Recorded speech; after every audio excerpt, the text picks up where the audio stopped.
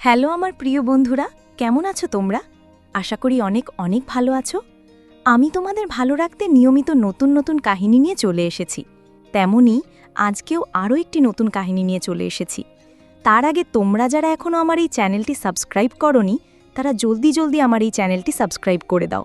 তো চলো আর দেরি না করে তোমাদের গল্পে নিয়ে যাই। পিনাকি আরও কয়েক সেকেন্ড আমার দিকে তাকিয়ে থেকে ধীর পায়ে বেরিয়ে গেল। দরজাটা বন্ধ হতেই আমি ঝটপট নিজের জিনিসপত্র গুছিয়ে ফেলতে থাকলাম। আমার বউ কি করছে সেটার দিকে আমার কোনো খেয়াল নেই। আর আমি কি না নিজেকে সায়েন্টিস্ট বলি, এই সামান্য জিনিসটা মাথায় এলো না। অনুর লাভারকে খুঁজে বার করা তো খুবই সোজা। আমি জানি অনু মোটামুটি কখন বাড়ি থেকে বেরিয়েছে, সুতরাং সুনন্দাদির দেওয়া তথ্য অনুযায়ী আর মোটামুটি 1 ঘন্টা বাদে অনুকে যোগুবাজার বাসস্টপে দেখতে পাওয়া উচিত। আমার অফিস থেকে যোগুবাজার যেতে লাগে 10-15 মিনিট, বাকিটা তো ডিটেকটিভ সিরিয়াল। বাইরে বেরোবার আগে দীপালির দৃষ্টি আমার দিকে, কারণ আমি আজ দেরি করে অফিসে এসেছি, তার ওপর আবার এখনই চলে যাচ্ছি। আমি মনে মনে বললাম, সরি, এ আমার জীবন নিয়ে প্রশ্ন। যদি চলে যায় যাক চাকরি, আমি আজ এর শেষ দেখে ছাড়ব। ভবানীপুর যখন পৌঁছলাম, ঘড়ির কাঁটা তখন ওপরের দিকে একটা সমকোণ এঁকেছে। যোগুবাজারের বাসস্টপের উল্টো দিকে ফুটপাথে কিছু দোকান। আমি তার জটলার মাঝে সেঁদিয়ে গেলাম। বাসস্টপে সামান্য কিছু লোকজন। অনু নামলেই হারিয়ে ফেলার কোনো চান্সই নেই। আশ্চর্য, আমি এখন চাইছি যাতে আমি হারিয়ে ফেলি ওকে। ওই তো বাস থেকে নামছে। বেশ সাজুগুজু করা হয়েছে তো, তা হবে না আর, বয়ফ্রেন্ডের কাছে যাচ্ছে যে। খুব ইচ্ছে হলো এই ভরা বাসস্টপের মাঝেই কনফ্রান্ট করি, মজলিসের মধ্যে পর্দা ফাঁস করে দিই। অনেক কষ্টে ইচ্ছেটা দমন করে পা বাড়ালাম। অনু যাচ্ছে মেন রোড গড়ে, আমি যাচ্ছি 20 কদম পিছনে ফুটপাতের দোকানের জঙ্গলের মধ্যে দিয়ে। তুমি চলো ডালে ডালে, আমি চলি পাতায় পাতায়। অনু রাস্তা পার হয়ে ডান দিকে ঘুরল, ভেতরে ঢুকল হরিশ মুখার্জি রোডের দিকে একটা সরু গলি দিয়ে। মোড়ে জঞ্জালের স্তূপে কুকুরের কলরব। আমি তাড়াতাড়ি মোড় পর্যন্ত গিয়ে দাঁড়িয়ে গেলাম। ভেতরে তাকিয়ে দেখতে পেলাম সে আবার ডান দিকে ঘুরে আরও সরু একটা গলির মধ্যে অদৃশ্য হয়ে গেল। আবার একই রুটিন, মোড় অবধি যাও, ভেতরে উঁকি মারো, তারপর এগিয়ে চলো। এ কোন গোলকধাতায় ঢুকছে অনু? এখানে রাস্তা জানলই বা কি করে? শেষ গলিটা অতি সরু, একজনের বেশি দুজন পাশাপাশি যেতে পারবে না। এই গলিতে অনু একটা বাড়ির সামনে থমকে গিয়ে এদিক ওদিক তাকালো। আমি ছিলাম কোনা একটা বাড়ির রোয়াকে, আর মেঘলা দুপুরে এই সরুগুলি প্রায় অন্ধকার, সুতরাং অনুর দিক থেকে আমি প্রায় অদৃশ্য। সে বাড়িটার গেটের কাছে এগিয়ে গেল। পুরনো আমলের দালান বাড়ি, সামনের দিকের পুরোটা চওড়া বারান্দা ঢাকা। একতলার বারান্দার এক সাইডে কোল্যাপসিবল গেট, বাকিটা কালো রঙের গ্রিলে ঢাকা, তা আবার ঢাকা মানি প্ল্যান্টের লতায় পাতায়। ভারী প্রাইভেট জায়গা। বারান্দার পাশেই বাড়ির সাইডের দিকে একটা জানালা, পুরনো স্টাইলের, খড়খড়ি দেওয়া। গেটের পাশের বেলটা না টিপে অনু সেই জানালা আস্তে আস্তে টোকা দিল। আমি সুযোগ বুঝে পা টিপে টিপে আরেকটু এগিয়ে গিয়ে আরেকটা ছায়া পড়া কোনায় গিয়ে দাঁড়ালাম, যাতে বারান্দার ভেতরটা আর পরিষ্কারভাবে দেখা যায়। বারান্দার ভেতরের দরজাটা খুলল। একজন বেরিয়ে এলো। অনুকে দেখে একটু হেসে গেটও খুলল। একটি মেয়ে, পরনে নেভি ব্লু নাইট গাউন, স্বাস্থ্যবতী গড়ন, কিন্তু মোটা বলা যায় না। হঠাৎ করে আমার পায়ের তলাটা ফাঁকা ফাঁকা লাগলো। এতক্ষণে সব জোশ উড়ে গেল। দৃষ্টি নেমে এলো মাটির দিকে। আমি তাহলে মিথ্যে সন্দেহ করছিলাম? অনু তাহলে নির্দোষ? তাহলে আমি? নিজেকে ইঁদুর ছুঁচোর মতো কিছু একটা মনে হতে লাগলো, আর ইঁদুরের মতোই পালাবার ইচ্ছেটাই প্রবল হয়ে উঠল। যাবার জন্যে পা বাড়াতে গিয়েও হঠাৎ শব্দটা শুনে থেমে গেলাম। পা ফিরে এলো আগের জায়গায়, দৃষ্টি ফিরে গেল যথাস্থানে। তেমন অভিজ্ঞতা খুব বেশি না থাকলেও এ শব্দ ভুল হবার কথা না। কি জোরে, সারা পাড়া শুনে ফেলবে যে। শুনুক গিয়ে, আমার মিষ্টি সখীটাকে একটু আদর করব, তাতে কার কি? দুজনের খিলখিল হাসি। মেয়েরা কি নিজেদের মধ্যে এতখানি ভালোবাসা প্রকাশ করে? এটা কি স্বাভাবিক? আজ কি ভেতরে যাবি না এখানেই? দাঁড়াও দাঁড়াও, এটা ডেফিনেটলি অস্বাভাবিক। দুজনে হাসতে হাসতে ঘরে ঢুকে গেল। দরজা বন্ধ হলো সাবধানে। মনে হলো যেন আমার মুখের উপরই বন্ধ হলো। এ কি করছে অনু? আমি গেট পর্যন্ত এগিয়ে গেলাম। কলিং বেলে আঙুল দিতে যাচ্ছিলাম, কিন্তু সরিয়ে নিলাম। না, বোধহয় ব্যাপারটা আগে নিজের চোখে দেখাই ভালো। কিন্তু কিভাবে দেখব? একটু পিছিয়ে এসে বাড়িটার দিকে ভালো করে তাকালাম। পুরনো বাড়ি, 3 তলা, সব দরজা জানালা বন্ধ। সেটা একটা অন্যতম অস্বাভাবিক ব্যাপার। পাশের বাড়িটাও পুরনো, আর 2 বাড়ির মাঝে সরু একটু ফাঁক। সেটা দিয়েই ঢুকে গেলাম। পিছনেও একই অবস্থা, তবে একটু ডান দিকে এগিয়ে একটা ছোট চৌকো জায়গা, একটু ফাঁকা, সেখানে আমজাম কিছু একটা গাছ উঠেছে। আমি ঘাড় বাঁকিয়ে যতটা সম্ভব দেখতে চেষ্টা করতে লাগলাম যে কোনো জানালা খোলা আছে কিনা। ওই তো একটু ফাঁক দেখতে পাচ্ছি। ওই যে বাঁ দিক থেকে 2 নম্বর জানালাটা।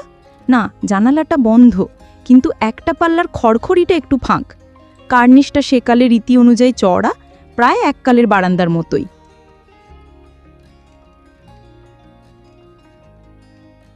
একবার উঠতে পারলে অনায়াসে দাজানো যাবে। কবেই সেই ছেলেপেলা চড়েছি গাছে, পারবো এখনো? শীষ পর্যন্ত দেখা গেল আমি এখনও পারি গাছে চড়তে, যদিও খুব সাবধানে।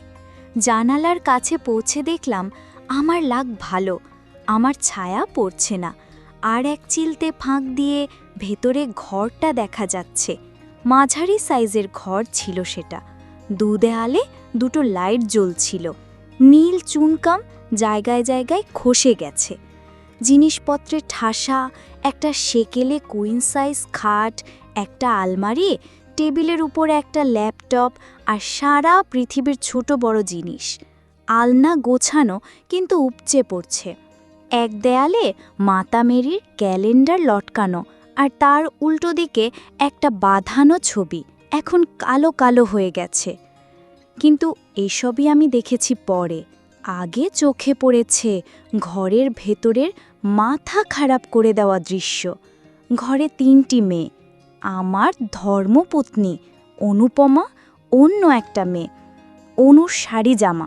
মনে পড়ল আমি ওই শাড়িটা কিনে দিয়েছিলাম গত বছর বিবাহ বার্ষিকীতে। আমি কি দেখছি? এই কলকাতার বুকে বাঙালি মেয়ে, আমার স্ত্রী, এতদিনের চেনা, এতদিনের জানা। আমার স্ত্রী বেশি অ্যাক্টিভ।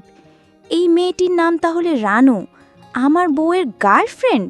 বেশ বেশ। বাতাসে মাটির গন্ধ, বৃষ্টি নামবে এখনই। ঘরের 3য় মেয়েটির দিকে এতক্ষণ নজর না পড়ার কারণ, সে বিছানায় চাদর মুড়ি দিয়ে আমার দিকে পেছন ফিরে শুয়েছিল। এখন অনু রানুকে ছেড়ে একগাল হাসল এই মেয়েটির দিকে ঘুরে। ভুলবো কেন রে? তুই ওখানে অমন গুটিসুটি মেরে থাকলে কিছুই পাবিনে, উঠে আয় না। অনুকে কতদিন হাসতে দেখিনি। আমার বউ সত্যি সুন্দরী, কিন্তু আমি কিছু জানি না। না, কিছুটা রাগ মাখিয়ে মাখিয়ে বললে মেয়েটি। যাও, আমি কথা বলবো না। অনু আর রানু একে অপরের দিকে তাকিয়ে মৃদু হাসল।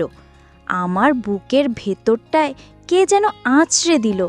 ওরকম চোখে চোখে কথা তো আমরা বলতাম। বিয়ের পর বছরখানেক তো পাবলিকের মধ্যে কখনো মুখ খুলতে হয়নি। সব কিছুর জন্যেই ইশারা যথেষ্ট ছিল। আর এখন এই সব রানুফানুর সাথে সেই চেনা ভাষা। মনে হলো কেউ যেন আমার পার্সোনাল ডায়েরি পড়ে নিয়েছে। সেই মেয়েটি রাগ করে বসে আছে, কোনো সাড়া শব্দ নেই। নিঃসন্দেহে আমার বউয়ের কাছ থেকেই শিখেছে কিভাবে মান করতে হয়। জেদি মেয়ে। এই কি হচ্ছে কি? রানু এবার তার কাঁধ ধরে ঝাঁকায়। আমার বউ বলছে, দিদি জানিস, এইটুকু সময় নিয়ে এসেছে, সন্ধে হতেই আবার চলে যেতে হবে, আর তুই কি না অমনি করছিস। বৃষ্টি নেমেছে, ফোঁটা ফোঁটা গরম জল আমার জামা ভেজিয়ে দিচ্ছে, কিন্তু বুকের ভেতরে জ্যৈষ্ঠ মাসের খরা, ধুলো উঠছে। আমি আর সেখানে থাকতে পারলাম না।